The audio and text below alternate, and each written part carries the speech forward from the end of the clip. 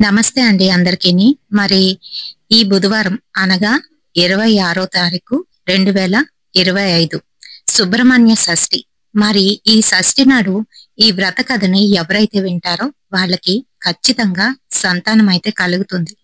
అయితే సంతానం ఒక్కటే అని కాదండి, ఎంతో బాగా చదువుకున్నప్పటికీ కూడాను ఉద్యోగాలు దొరకడం చాలా కష్టమైపోతూ ఉంటాయి.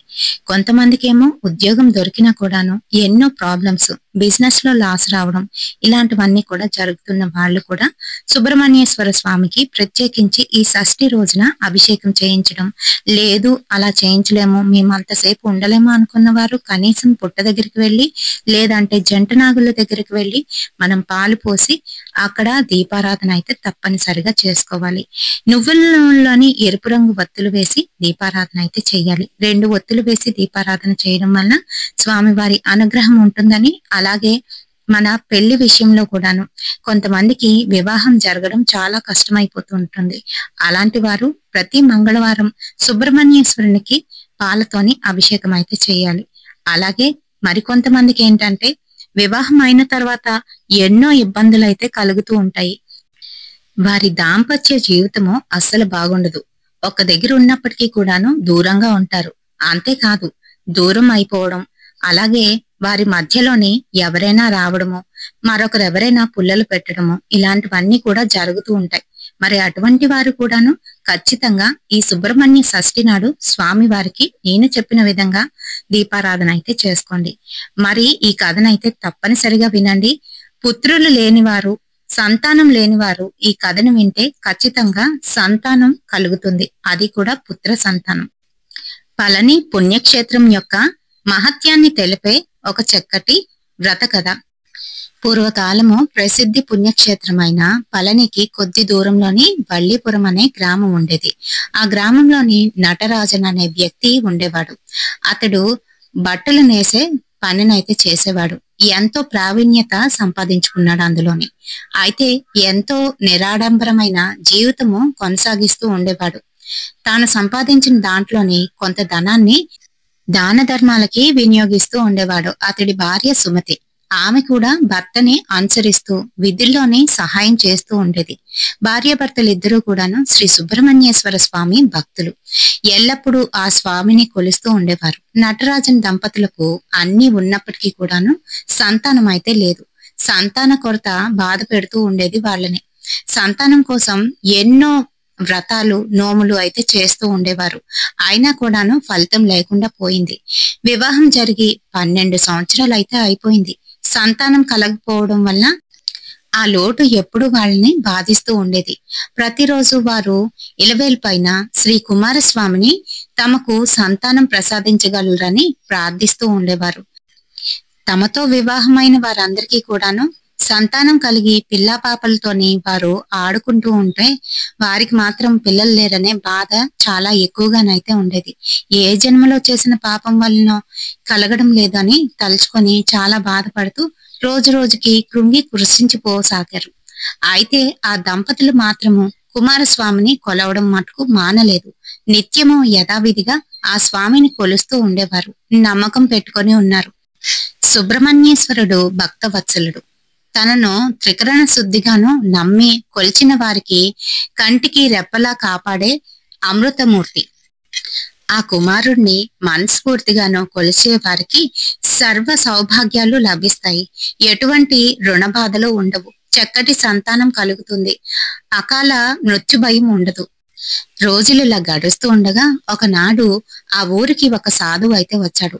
ఆ సాధువు ఎంతో మహిమ కలవాడని ప్రజలందరూ చెప్పుకుంటున్నారు. నటరాజన్ దంపతులు ఆ సాధువు వద్దకు వెళ్లి నమస్కరించి తమ బాధనైతే చెప్పుకున్నారు.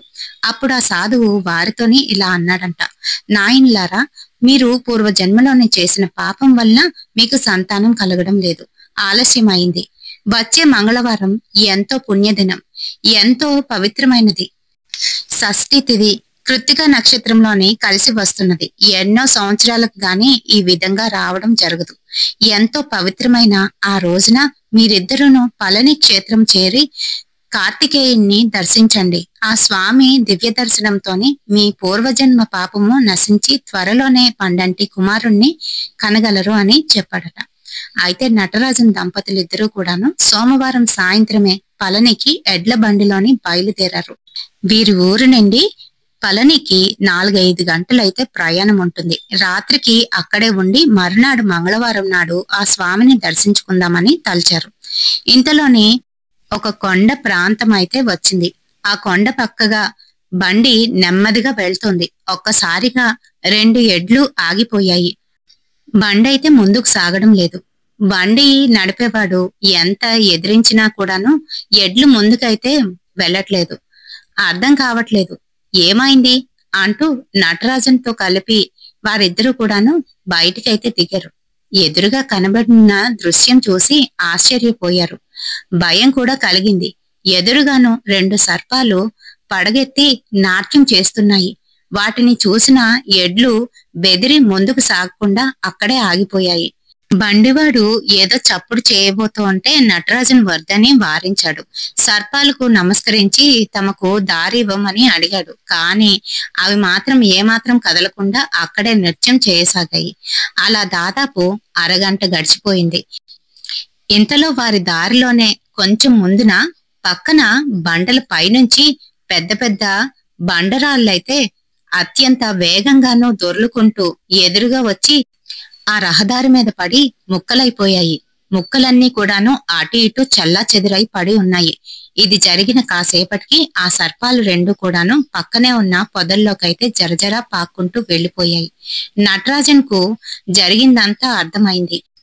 ఆ సుబ్రహ్మణ్యేశ్వరుడే తమను రక్షించాడని, ఈ విధంగానూ వచ్చాడని అనుకున్నారు. లేకపోతే ముందుకు సాగి ఉంటే ఆ బండరాయి తమ తల మీద అయితే పడి ఉండును. తామందరూ కూడాను మరణించి ఉండేవారు. ఆ కార్తికేయుడు తమను రక్షించడానికే ముందుకు వెళ్లకుండా సర్పరూపంలోని వచ్చాడని గ్రహించాడు. తమను రక్షించేందుకు ఆ స్వామిని ఎన్నో విధాలుగా స్తుతించాడు. ప్రయాణం ముందుకు సాగించాడు. ఆ రాత్రి పళని క్షేత్రానికి చేరుకున్నారు. ఉదయాన్నే ఆ క్షేత్రంలోని కొలువైయున్న బాల సుబ్రహ్మణ్యేశ్వరుని దర్శించుకున్నారు. అటు తర్వాత సాయంకాలం తిరిగి బయలుదేరారు. వారి గ్రామానికి చేరుకున్నారు. ఆ స్వామి అనుగ్రహంతోని కొద్ది కాలంలోనే వారికి చక్కటి పుత్రుడైతే జన్మించాడు. శ్రీ సుబ్రహ్మణ్యేశ్వర స్వామి ప్రసాదంగా అతన్నైతే భావించారు. కాబట్టి అతడికి బాల సుబ్రహ్మణ్యం అనే పేరునైతే పెట్టారు. పుత్రునితోని కలిసి నటరాజన్ దంపతులు ఆ స్వామిని సేవిస్తూ కలకాలం సుఖంగానైతే జీవించారు. మరి సుబ్రహ్మణ్య షష్ఠి రోజున మనం ఈ కథ చెప్పుకోవడం, వినడం కూడాను అత్యంత శుభప్రదం. మరి స్వామివారి అనుగ్రహం మన పైన ఎల్లప్పుడూ ఉండాలని కోరుకుంటూ సెలవు తీసుకుంటున్నాను. స్వస్తి.